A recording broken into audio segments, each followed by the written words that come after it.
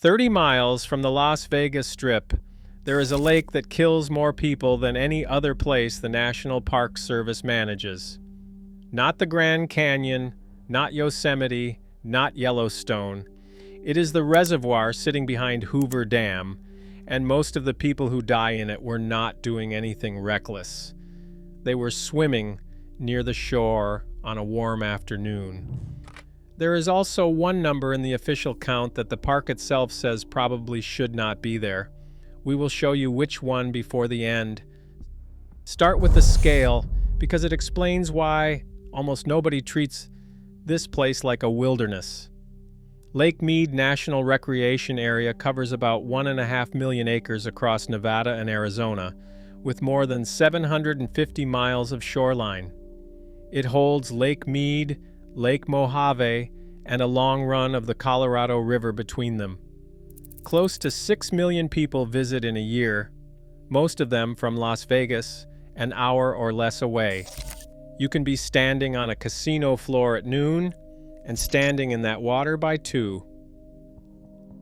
Across the years from 2007 to 2024, studies of Park Service records put the total number of deaths there somewhere above 300, averaged out, that is roughly 21 a year.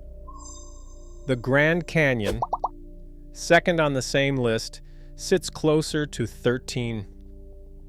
Drowning is the leading cause, with more than 100 recorded. That is over twice the next highest park in the country. And the single deadliest activity is not boating and not diving. It is swimming. Now, here's the objection we know some of you are already making, because it is a fair one. A big lake in the desert gets 6 million visitors, and some of them drown. Where is the mystery? There is no mystery. There is a mechanism, and it is specific to this lake, and once you have seen it, you will not look at the shoreline the same way. Lake Mead is not a natural lake. It is a canyon that was filled with water. When Hoover Dam closed in the 1930s, the Colorado River backed up into the rock it had spent millions of years cutting. That means the floor of this lake is not a gentle bowl the way a natural lake is. It is a run of cliffs, ledges, and drop-offs sitting under the surface exactly where the river left them, which produces the thing that catches people.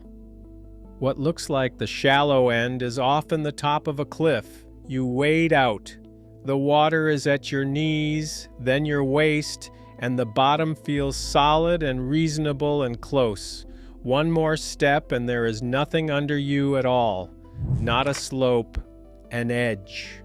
In places, the depth goes from standing height to well over your head inside a single stride, and the water is clear enough that your eye reads the rock below as much nearer than it is. Then the second mechanism arrives, and this one is temperature. On a 100-degree afternoon, the top layer of that water is warm. Underneath it, sometimes only a few feet down, the lake is dramatically colder because it is deep and it is fed by a river that comes out from under a dam. That boundary is sharp. A swimmer treading water in comfort can drop their legs into cold that triggers an involuntary gasp and cramps the large muscles at the same moment. Cramp is what turns a swimmer into a person who cannot swim. And that is where the third thing gets them, which is distance. There is a comment we keep seeing from people who grew up on lakes like this one. They swam out to a buoy or a rock. They rested. Then on the way back, they simply ran out of strength, halfway, with no bottom underneath them.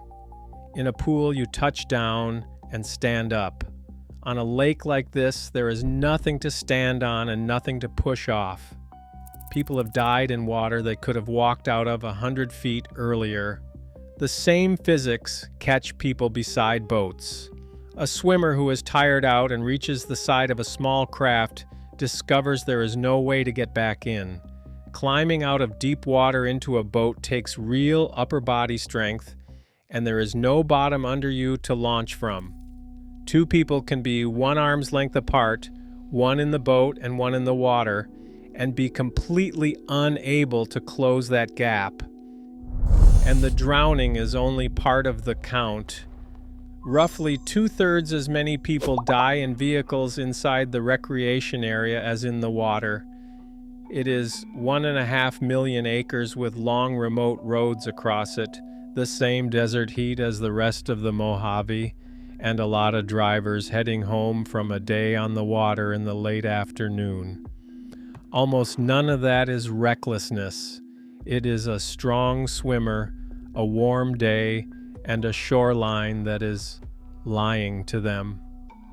Subscribe to Comeback Atlas if you want more of these. Now, the number we promised you, Lake Mead is first in America by total deaths. That is real. But it is not first by deaths per visitor. With close to 6 million visits a year, the rate works out around 4 deaths per million, and by that measure, other parks in the system are considerably worse. A remote park with 30,000 visitors and a handful of fatalities is statistically far more dangerous per person walking in. And there is one more piece of accounting worth knowing. The park's own public affairs officer has said publicly that fatalities on the Pat Tillman Memorial Bridge, which crosses the canyon beside Hoover Dam, are recorded against the recreation area, even though the bridge itself is not technically part of the park.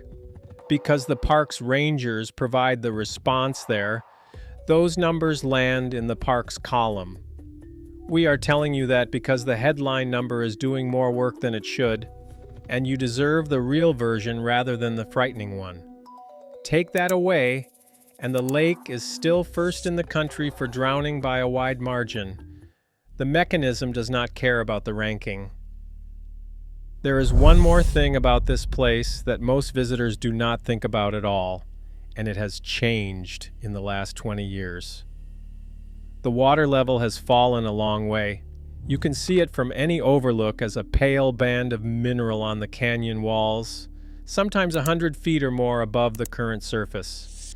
Every foot that level drops rearranges what is under the surface. A ledge that was 40 feet down is now 10 feet down. A launch ramp that ended in water now ends in mud and gravel.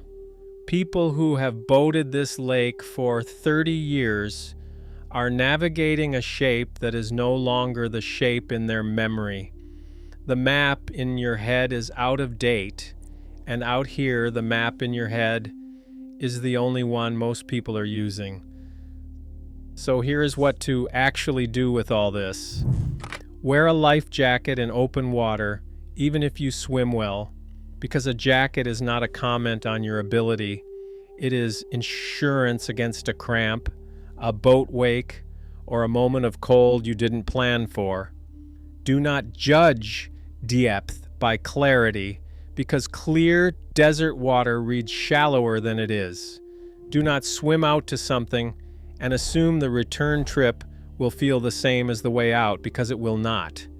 And learn to float on your back properly before you need it. Of everything in this video, that is the one skill that has actually pulled people out of this water alive. You cannot outswim exhaustion, but you can outlast it lying still. The lake behind Hoover Dam is one of the most beautiful pieces of country in the American Southwest, and millions of people enjoy it every year without incident. This is not a place to be afraid of. It is a place to be accurate about, because the whole problem is that it does not look like a canyon. It looks like a lake. The water is blue and warm at the top, and the shoreline slopes down like every lake you have ever been to. Underneath, it is still the river's canyon. It always was. All we did was fill it. If you have swum in Lake Mead or pulled somebody out of it, we want to hear it in the comments. Subscribe to Comeback Atlas.